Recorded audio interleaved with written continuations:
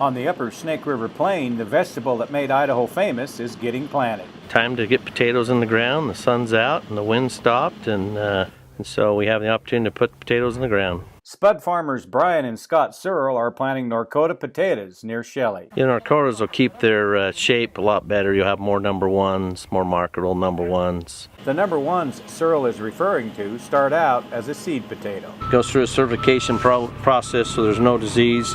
Then we ship them in. We want them 10 ounce and under. Optimum seed piece size is 1.5 ounces to 3 ounces. So it goes through a cutter, slice them. There's some chemical dust put on them, and then you can see a sprout that's starting right there, and that sprout is able to grow and produce potatoes that's there. And so those come, and that's what's going to go up the piler into the planter. If you see dirt and dust blowing across the farmland of eastern Idaho, it's probably one of the many spud planters working to plant around 310,000 acres of spuds. 1/3 of the U.S. potato supply is grown in the Gem State. Near Hamer, Mickelson Farms is also planting. This 250-acre field is just one of many the Mickelsons will plant.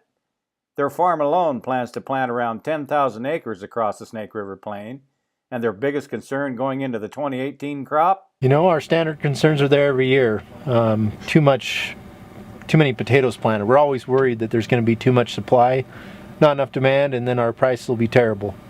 Meanwhile, back at Searle Farms, the annual gamble to grow the best spud possible is now underway. Weather's always the biggest challenge. We've had cold and wet, and now we're going with the sun out, but will they come out, stick their nose out of the ground? Will we have a frost? So we escape that. Will we have hailstorms that come and get them? Will we have an early frost, takes them out early?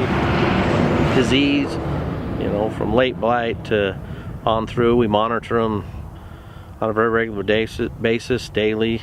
So to me it sounds like the potato industry, from the grower's perspective, is pretty much a high-stakes poker game. Pretty much, yeah, I think you got it dead on.